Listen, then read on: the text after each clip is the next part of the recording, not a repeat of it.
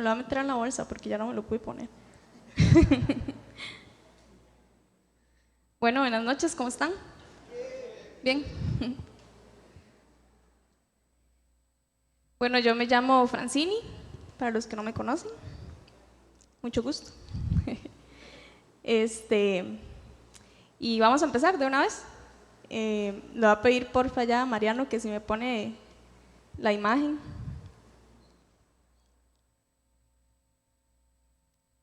Ok, esta imagen, toda pink, me dijo Mariano.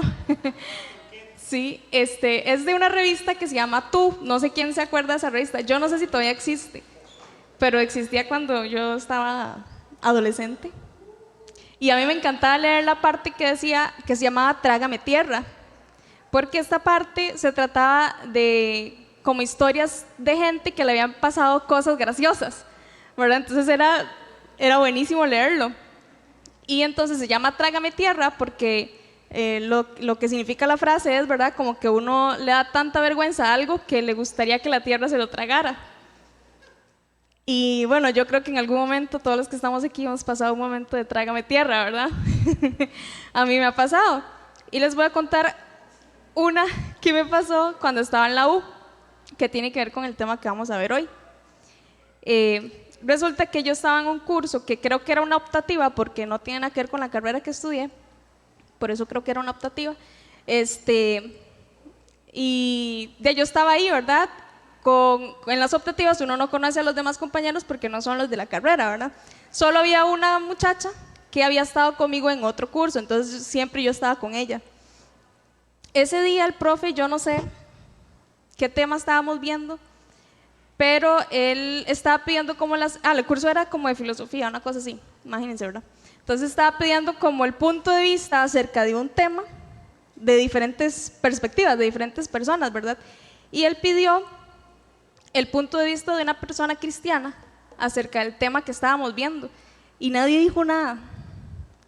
Yo no sé si ahí habían más personas cristianas, pero yo estaba ahí y yo no dije nada. Y la compañera esta, como que medio sabía que yo era pandereta, en ese momento estaba empezando a panderetear, ¿verdad? Entonces no era como muy...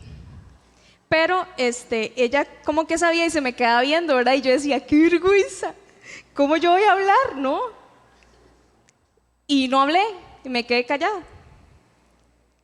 Y es que, ¿cuántas veces nos ha pasado eso, verdad? Que por vergüenza no hablamos. Después de la clase yo me quedé pensando, puña, nadie dio el punto de vista del tema de una persona cristiana. En mi caso, por vergüenza. ¿Y qué hubiera pasado si yo hubiera dado mi punto de vista? Tal vez las personas que estaban ahí hubieran cambiado su forma de ver lo que estábamos hablando. Y no lo hice. Por vergüenza. Y es que a veces nos da vergüenza hablar de Dios o el Evangelio cuando estamos con amigos, con familiares, no sé, con compañeros de trabajo, con personas cercanas, lo que sea. Porque que yo ande una camisa que diga un pasaje bíblico, o que yo ande un bolso que diga Cristo vive, o que el carro tenga una postal de un pececito, eso no significa que yo no me avergüence del Evangelio. Va más allá de eso. Y después de ese día, yo salí de clases y me di cuenta de cuántas veces hemos dejado pasar la oportunidad de compartir de Jesús por vergüenza.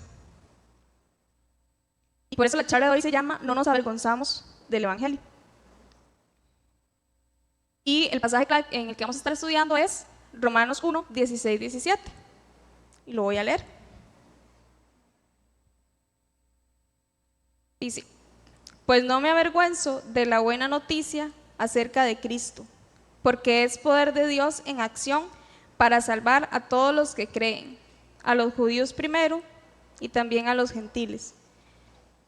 Esa buena noticia nos revela cómo Dios nos hace justos ante sus ojos, lo cual se logra del principio a fin por medio de la fe. Como dicen las Escrituras, es por medio de la fe que el justo tiene vida. Cuando Pablo escribió este pasaje, ahí al inicio que dice no me avergüenzo del Evangelio, no solo estaba hablando del avergonzarse socialmente como me pasó a mí, ¿verdad?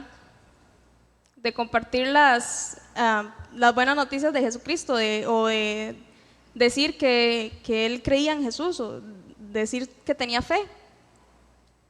Ahí el no me avergüenzo se traduce de la palabra griega, voy a decirla despacito porque está bien rara, paishunomai, que significa, chanfle, que significa deshonrado o humillado personalmente. Entonces, vean qué curioso que el no me avergüenzo del evangelio que Pablo menciona ahí, más bien quiere decir que él no tiene vergüenza de que la gente sepa que él necesita de Dios, que él es una persona humilde, o sea, que no tiene vergüenza de gritarle al mundo que su confianza está puesta en Dios y que él está seguro que compartir el evangelio es lo mejor que él puede hacer, porque es un mensaje bueno y es un mensaje verdadero, y eso es lo mejor que nosotros podemos hacer también. Por otro lado,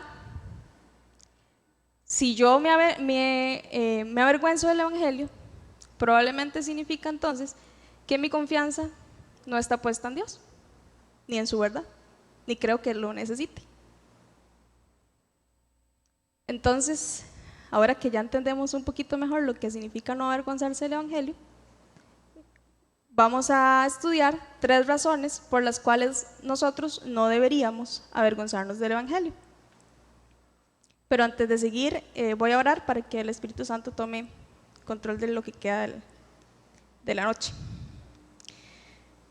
Entonces, Pa, gracias porque nos permites estar acá un sábado más. Gracias porque yo puedo estar aquí compartiendo de ti. Te pido que me uses como un instrumento tuyo, que toque nuestros corazones, los corazones de cada uno de los que estamos aquí, que nosotros podamos creer, que podamos aprender de ti, que podamos reconocer que te necesitamos. Te pido que quites cualquier estorbo que esté en nuestra mente. Y nada más, te pongo en tus manos lo que queda de la noche. En el nombre de Jesús, amén. Entonces, la primera razón por la que no deberíamos avergonzarnos del evangelio es porque es poder de Dios en acción. El evangelio son las buenas noticias. ¿Y cuáles son las buenas noticias? Que Cristo murió por nuestros pecados, que fue sepultado y que resucitó al tercer día. Eso es el evangelio, ¿verdad? ¿Estamos claros? Sí. Entonces, ese pasaje principal que dice que eso que hizo Jesús, que es el evangelio, es poder de Dios en acción. Cuando yo leí este pasaje, esta parte, yo no sé, pero yo no podía entender lo que significaba. Yo decía, ok, para mí está claro lo que es el evangelio, que es que Jesús murió por nuestros pecados, que fue sepultado y que resucitó. Pero ¿por qué eso es poder de Dios en acción? ¿Verdad? Y yo le di mente y se los prometo que no me llegaba nada. Y entonces yo dije, voy a orar, ¿verdad? Hubiera sido lo primero que tenía que hacer, pero bueno. Y oré, y le pedí a Dios como que me ayudara a entender qué era eso, ¿verdad? Y fue muy chiva porque me contestó y la respuesta que me dio fue súper simple. O sea, tan simple que yo decía, ¿cómo no pensé esto? ¿Verdad? Y lo que él me dijo fue que el evangelio de Dios es poderoso porque yo estoy aquí hoy y porque cada uno de los que están aquí hoy. ¿Por qué? Porque el evangelio de Dios transforma nuestras vidas, porque nos renueva y porque nos da nuevas oportunidades, y por eso es poderoso. Romanos 1:1 dice: Pablo, siervo de Cristo, llamado a ser apóstol, apartado para anunciar el evangelio de Dios. Voy a volver a leer. Pablo, siervo de Cristo, llamado a ser apóstol, apartado para anunciar el evangelio de Dios. Y quiero que presten atención que dice Pablo, siervo de Cristo. Pero los que conocen la historia de Pablo saben que Pablo no siempre fue siervo de Cristo, ¿verdad? ¿Por qué? Porque Pablo más bien era perseguidor de cristianos. Él encarcelaba a los cristianos, los mataba, los golpeaba. Él creía que la gente cristiana eran personas que seguían a Jesús y que Jesús era un revolucionario ahí. Entonces él, al estar detrás de las personas cristianas, él pensaba que estaba cumpliendo la voluntad de Dios. Pero hubo un momento crucial en la vida de Pablo, que fue lo que hizo que él cambiara. Sabemos que Pablo era un radical, ¿verdad? Y hubo un momento en su vida que hizo que su vida cambiara por completo. Y fue el día en que él iba camino a Damasco, precisamente persiguiendo cristianos. Ese día Pablo se encontró cara a cara con Jesús. Y vamos a leer un poquito de esa historia. Está en Hechos 9, del 1 al 6. Dice: mientras tanto, Saulo, respirando aún amenazas de muerte contra los discípulos del Señor, se presentó al sumo sacerdote y le pidió cartas de extradición para las sinagogas de Damasco. Tenía la intención de encontrar y llevarse presos a Jerusalén a todos los que pertenecían al camino. Al camino se le llamaba a los cristianos, fueran hombres o mujeres. En el viaje sucedió que al acercarse a Damasco, vio una luz del cielo, una luz del cielo relampagueó de repente a su alrededor. Él cayó al suelo y oyó una voz que decía: Saulo, Saulo, ¿por qué me persigues? ¿Quién eres, Señor?, preguntó. Yo soy Jesús, a quien tú persigues, contestó la voz. Levántate y entra en la ciudad, que allí se te dirá lo que tienes que hacer. Y ese fue el momento que hizo que la vida de Pablo cambiara.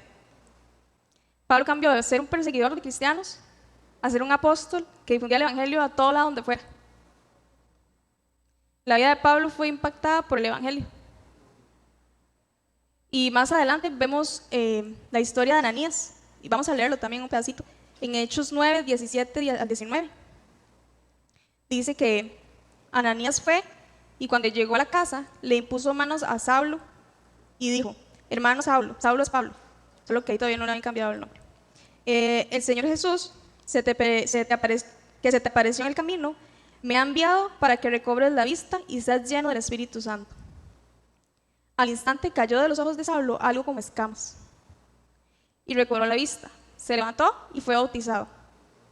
Y vean lo que dice el 19. Luego comió y recobró las fuerzas. Después de eso, Pablo no volvió a ser el mismo y dedicó su vida a predicar el evangelio. Pablo ese día recibió un milagro. Él fue sano, recobró la vista, y además de eso fue lleno del Espíritu Santo.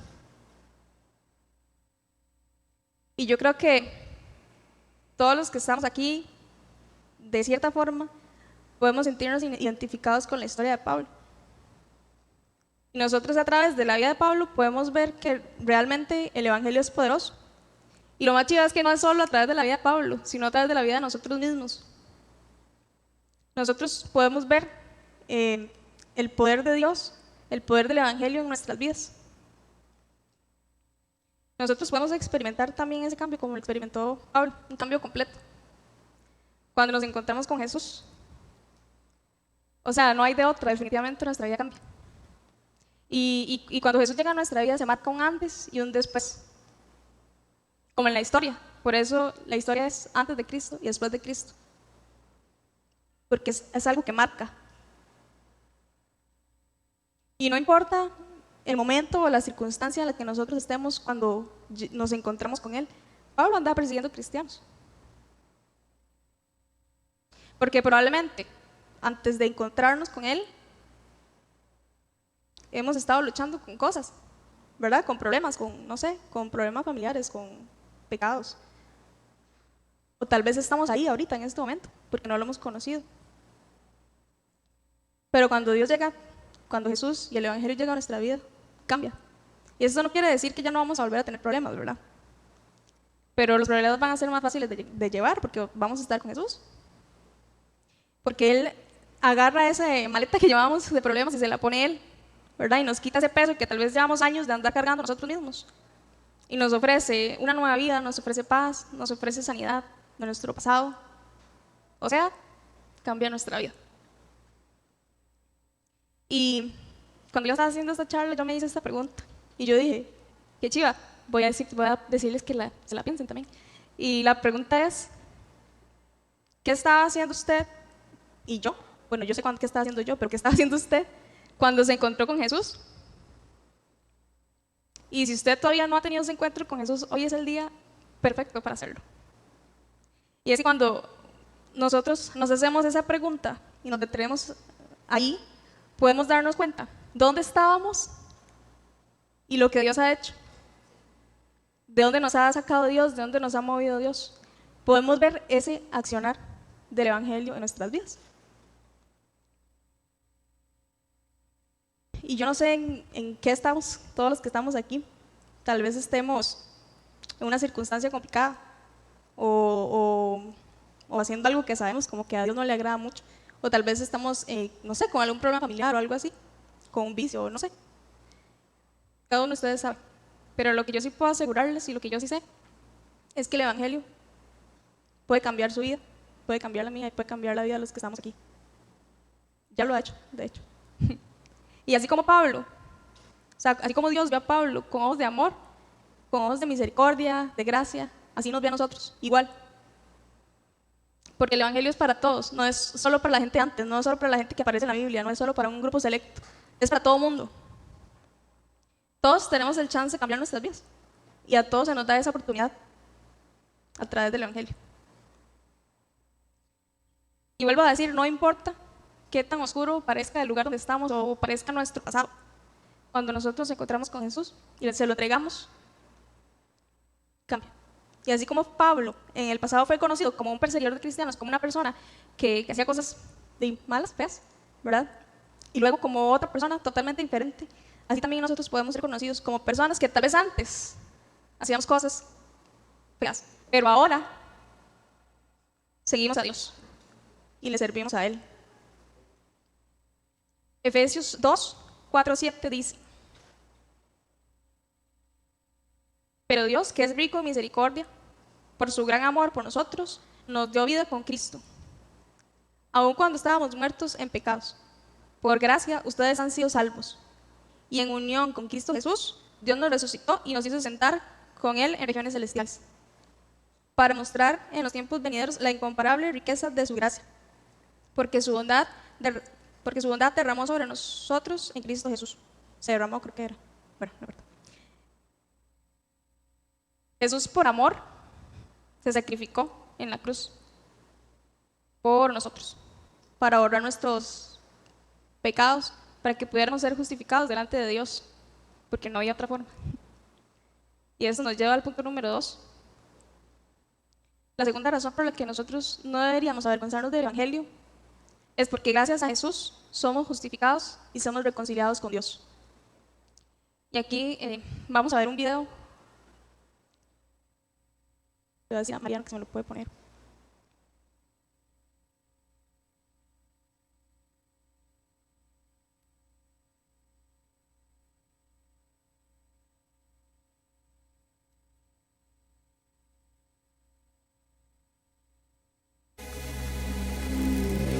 On November 5th, 2003, all doubt of Ridgway's guilt was erased. He pleaded guilty to the murders of 48 women. He made a deal to cooperate with the prosecution to provide more information on his victims and the whereabouts of their remains. In doing so, he avoided trial and possible death penalty. Mr. Ridgway had to plead to charge of aggravated murder in the first degree as charged in count 1 for the death of Wendy Lee Costa. Had to plead to charge of aggravated murder in the first degree as charged in count 2. Guilty. It's like he didn't have remorse at all for what he done. You know, he killed so many people, he didn't remember who they were, what they looked like. I just couldn't believe that somebody could kill all those people and not remember them. Neither could the angry relatives of his victims, who were invited to speak in court when Ridgway was sentenced to life without parole on December 18, 2003. You had said your memory, when it comes to all of the women you took, was gone. Our memory is not. In your words, you said that they didn't mean anything to you, but she meant everything to us. She was a mother, she was a wife, she was a sister, and we miss her. Gary Ridgway sat there stone-faced as victims' relatives banned him and mocked him. He's an animal. I wish for him to get along, suffering a cruel death. He's gonna put it all in them for you wrong. But then the emotionless facade finally cracked, and the power of one of his victims appeared to surprise him with a dose of human kindness. There are people here that hate you. I'm not one of them. You've made it difficult to live up to what I believe, and that is what God says to do. That's to forgive. You are forgiven, sir.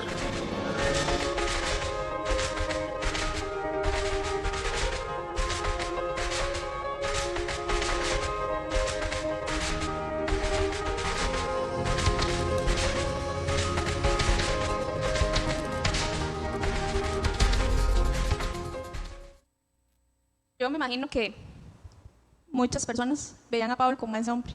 Yo me lo imagino, ¿verdad? Como una persona que no merece tal vez el perdón. Y nosotros como humanos probablemente pensamos, o sea, si estuviéramos ahí, tal vez estuviéramos pensando como las mujeres que estaban hablando ahí, ¿verdad?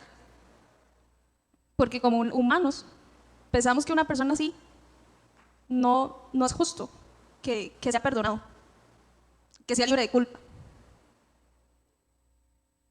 Pero es que eso es lo que Dios hace con nosotros.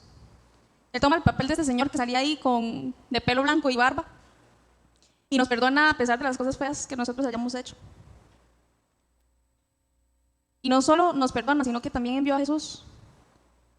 Y Jesús echó la culpa de las cosas que nosotros hemos hecho, de nuestros pecados, para darnos la justificación delante de Dios, para que nosotros pudiéramos ser justificados. ¿Y qué significa ser justificados? Ser justificados es ser libres de culpa, del pecado. Romanos 3, 21, 26 nos habla acerca de la justificación. Entonces vamos a leer ese pasaje. Dice, pero ahora, sin la mediación de la ley, se ha manifestado la justicia de Dios, de la que dan testimonio la ley y los profetas.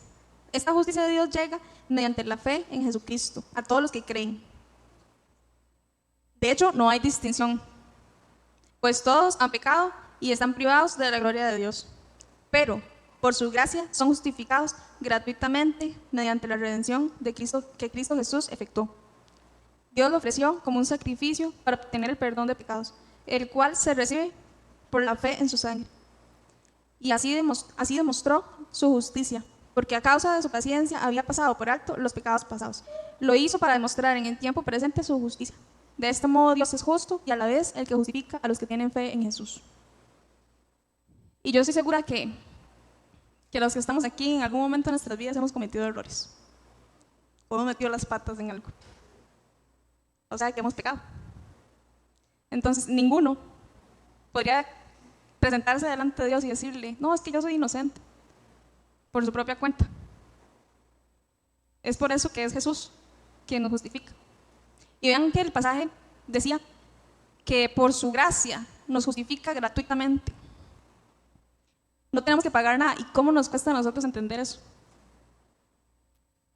Para ser justificados, el requisito es que creamos en Él, que tengamos fe.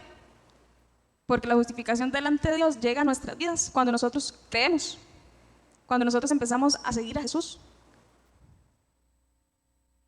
Y así como le pasó a Pablo muchas veces, probablemente, nos pasa a nosotros.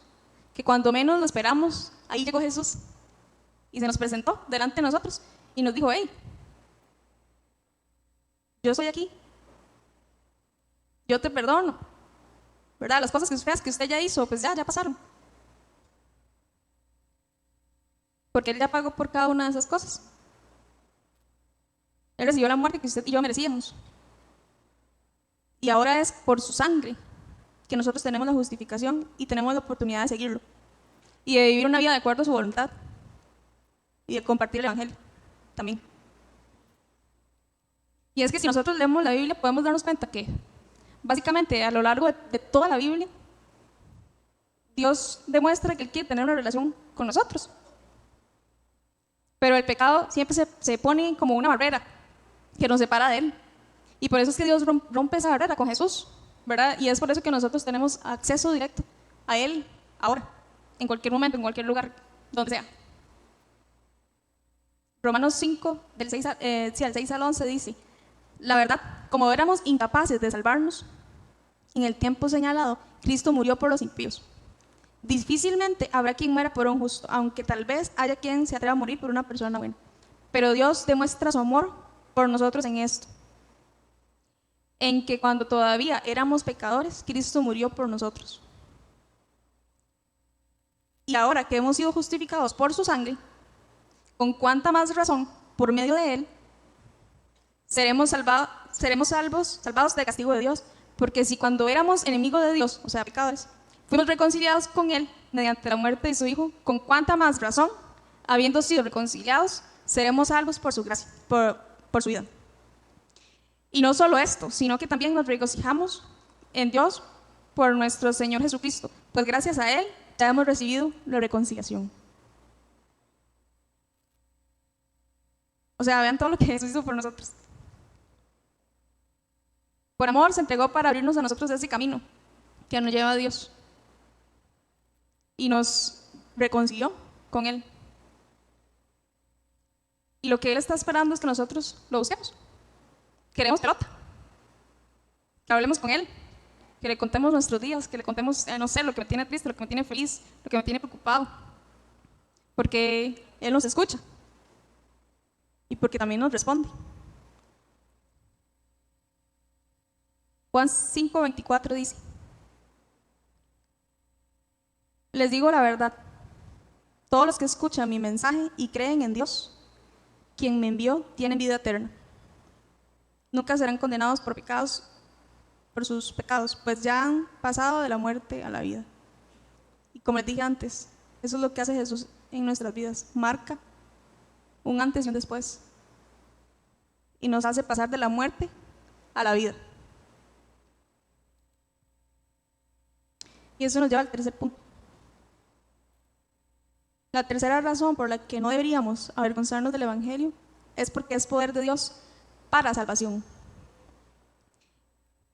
Y hay una frase que para mí es súper quemada, probablemente hasta nosotros lo hemos dicho, y es esta frase que uno la ve hasta en bolsos, no sé: Jesús salva, ¿verdad? Y es chido la frase, porque es verdad, pero ¿cuántas veces la decimos sin realmente entender qué es eso?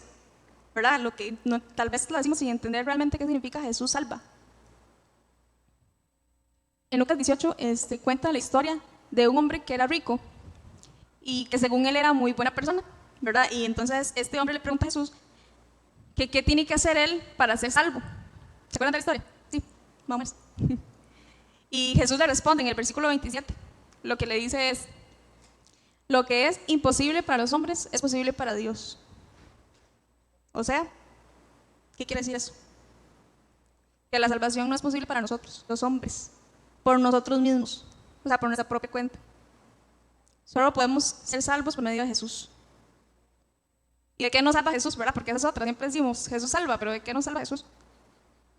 De muchas cosas. Jesús nos salva de la muerte, pero de la muerte eterna. Gálatas 1:4 dice: Jesucristo dio su vida por nuestros pecados, para rescatarnos de este mundo malvado, según la voluntad de Dios y Padre. Y en este mundo malvado es en el que nosotros vivimos ahorita. Indudablemente, el mundo está lejos de Dios, y es la verdad. ¿Verdad? Cada día es más evidente, y cada día nos damos cuenta de que más bien, o sea, hasta hay costumbres acá que estaban en contra de Dios, más bien. Y Jesús nos salva del dominio del mundo. O sea, nosotros podemos estar acá, porque aquí estamos, ¿verdad? Pero las mentiras, los engaños del mundo no nos van a gobernar. ¿Por qué? Porque quien nos gobierna a nosotros es Jesús. Si nosotros vivimos apartados de Jesús, pues cada paso que demos es como caminar sobre cáscaras de banano, ¿verdad? Porque en cualquier momento metemos la pata y nos caemos. Y esas mentiras nos esclavizan. Y de eso nos salvó Jesús, de la esclavitud del mundo. Jesús también nos rescata del poder de Satanás. En Apocalipsis 12, la Biblia explica de una visión que tuvo Juan. Y esa visión, lo que él cuenta ahí es que como que él vio un dragón muy grande y poderoso. No era Dragon Ball. Pero bueno, yo me lo imagino así porque es el único dragón grande y poderoso que me imagino. Pero bueno, la cosa es que había un dragón muy poderoso. Y entonces ahí están los ángeles más pro, así los más pro de verdad, que estaban peleando con el dragón. Y ese dragón era Satanás. Y ese pasaje dice en Apocalipsis 12, del 10 al 11, ahí dice que se escuchó un clamor del cielo que decía: ha llegado ya la salvación y el poder. El reino de nuestro Dios ha llegado, ya la autoridad de Jesucristo, porque ha sido expulsado el acusador de nuestros hermanos, el que los acusaba día y noche delante de nuestro Dios. Ellos lo han obedecido por medio de la sangre del Cordero y el mensaje del cual dieron testimonio. No valoraron tanto su vida como para evitar la muerte. El diablo ya fue vencido por la sangre de Jesús, y eso tiene que estar muy claro en nuestras vidas. Otro pasaje en Colosenses 1, 13, 14 dice: Él nos libró del dominio de la oscuridad y nos trasladó al reino de su amado Hijo, en quien tenemos redención y perdón de pecados.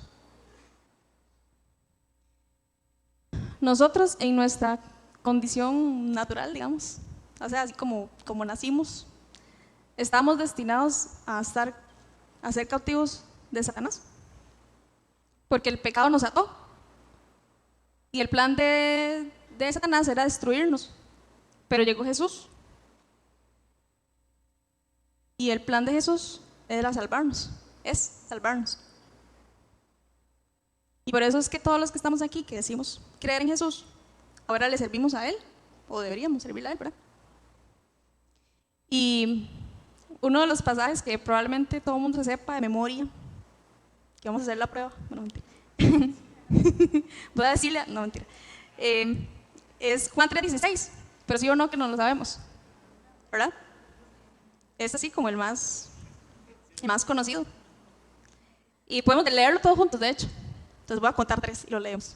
¿Listos? 1, 2, 3. Porque tanto amó Dios al mundo que dio a su Hijo único, para que todo el que crea en Él no se pierda, sino que tenga vida eterna. Y este pasaje nos recuerda el regalo que Dios nos dio, que fue Jesús. Y así como nosotros hoy podemos entender y sentir el amor de Dios en nuestras vidas y la gracia que hemos recibido de Él, entonces nosotros deberíamos compartir todo eso a otras personas. Lo que Jesús nos ha dado a nosotros, esa buena noticia, nosotros deberíamos compartirla con todo el mundo, para que todos puedan recibirlo. Es como cuando uno va, no sé, a un Airbnb y es muy chido, y uno dice: tiene que ir a este Airbnb, ¿verdad? O a un restaurante, qué sé yo, tiene que ir a este porque este está buenísimo. Así mismo deberíamos hacer con Jesús. Decirle a todo el mundo: vaya con Jesús, es buenísimo, es chivísima. Porque tal vez cuando nosotros estábamos pasando por un mal momento, alguien nos dio esa buena noticia y cambió nuestras vidas. Porque tal vez cuando yo estaba en mi momento más feo y pensé que no merecía nada, o que, no sé, alguien me presentó a Jesús y yo entendí el amor, entendí que Él venía a darme paz, a darme gracia, a darme una nueva oportunidad.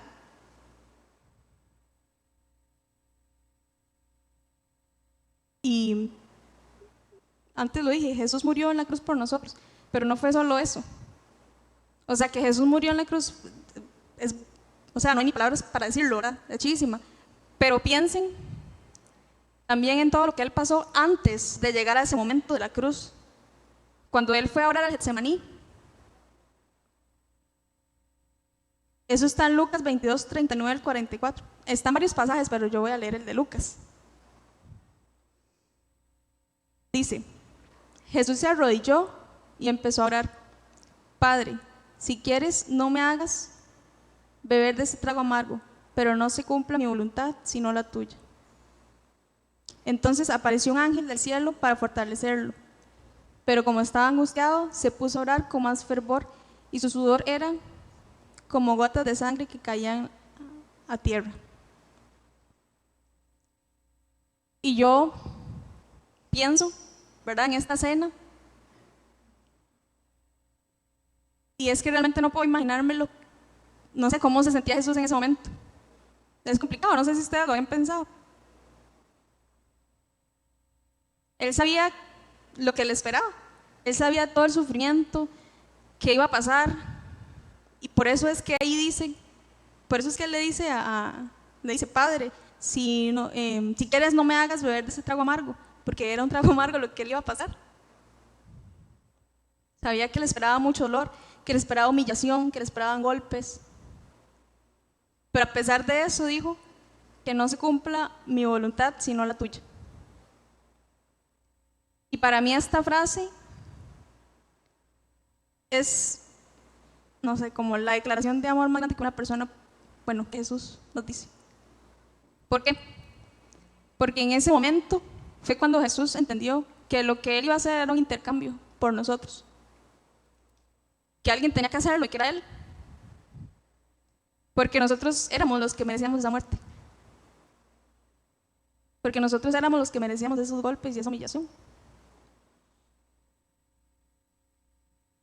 Porque la santidad de Dios necesitaba justicia.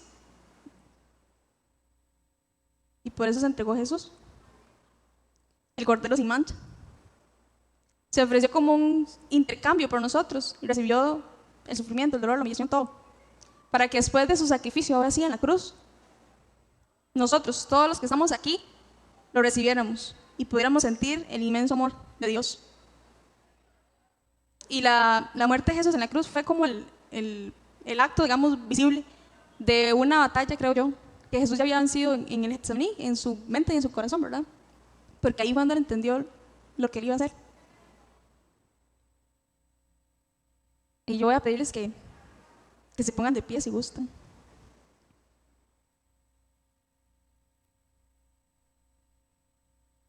Y voy a leer un pasaje más. Bueno, sí, uno más. Gálatas 2, 17, 21.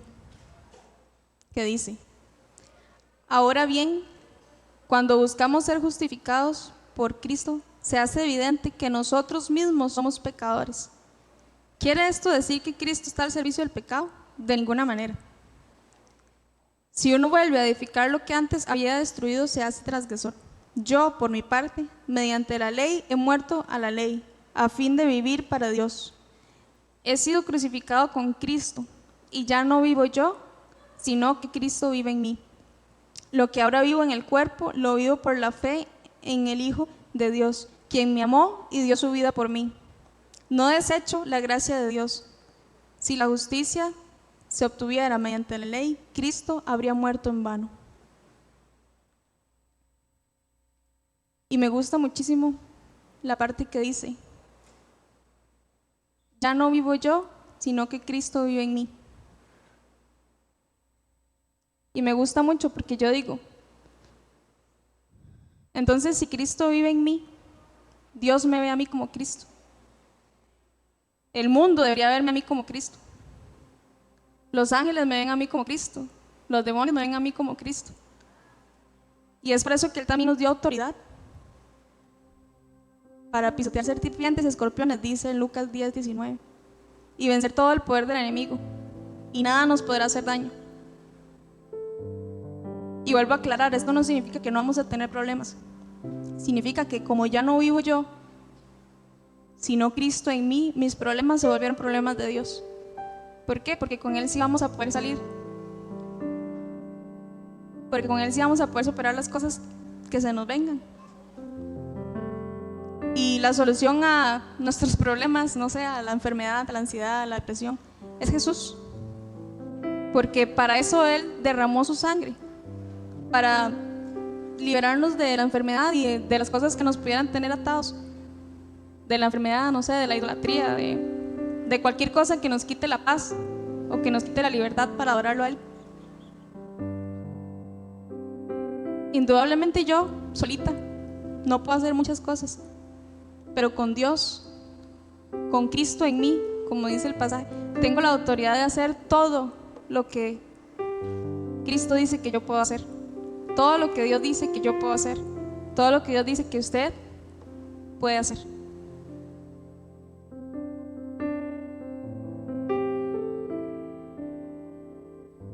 Y aquí quiero hacer una pregunta. ¿Cómo las personas van a saber todo esto? ¿Cómo las personas pueden saber que son libres, que son perdonados, si nosotros no se lo decimos? Y no sé si ustedes lo habían pensado, pero yo me lo pregunto. ¿Cómo hace la gente que no sabe eso? ¿Cómo hace la gente que no conoce esta buena noticia?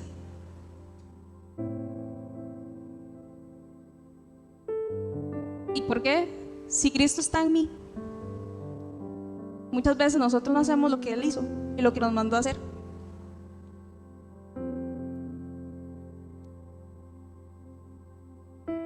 Y si nosotros no estamos haciendo lo que nos mandó a hacer, entonces, ¿qué estamos haciendo?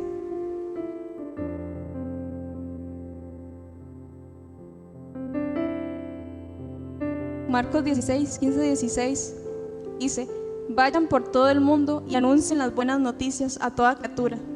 El que crea y sea bautizado será salvo, pero el que no crea será condenado. Estas señales acompañarán a los que creen. En mi nombre expulsarán demonios, hablarán en nuevas lenguas, tomarán serpientes con sus manos, y cuando beban algo venenoso no les hará daño alguno. Pondrán las manos sobre enfermos y estos recobrarán la salud. Y gente, este es nuestro llamado. Esto es lo que Jesús nos mandó a hacer.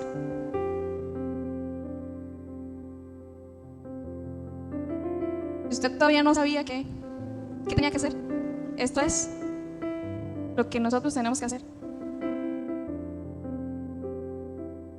Y compartir el evangelio no significa que tenemos que ir a África o a cualquier otro país a predicar. Todo bien si uno va, pero eso no es lo que significa. Lo que significa más bien es que donde sea que yo esté, ahí voy a hablar de Dios, ahí voy a hablar de Jesús, ahí voy a predicar el evangelio, ahí voy a ser un ejemplo con las personas que tengo yo a mi alcance, en mi trabajo, en la universidad, no sé, en la familia, los vecinos. Ahí es donde yo puedo entregar la buena noticia que a mí se me ha dado, y a todo lado donde yo vaya. Y yo no sé ustedes, pero después de todo esto, yo creo que nosotros no podemos avergonzarnos de alguien que nos amó, de alguien que nos redimió, de alguien que nos perdonó, de alguien que se echó encima el castigo que nosotros merecíamos.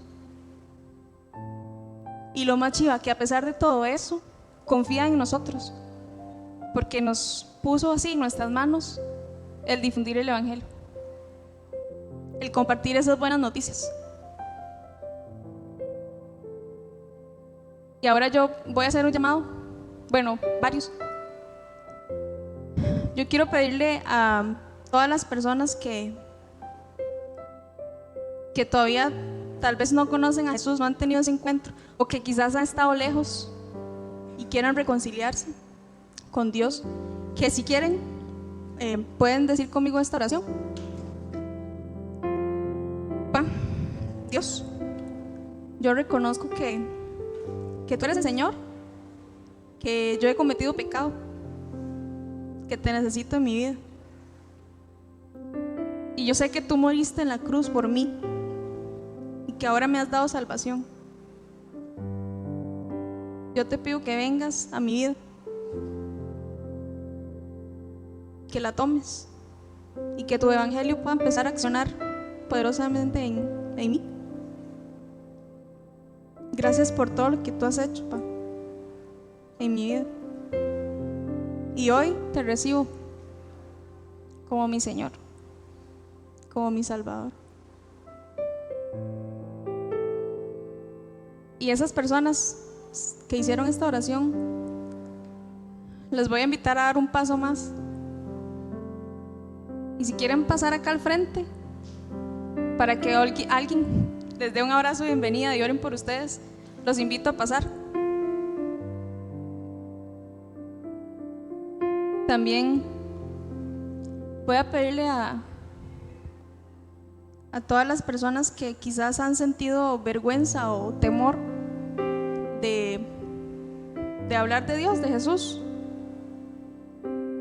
que pase también al frente. Y no sienta vergüenza de pasar al frente, porque es una barrera nada más mental. Nadie los va a juzgar. Es un acto de humillación, de reconocer que yo necesito a Jesús.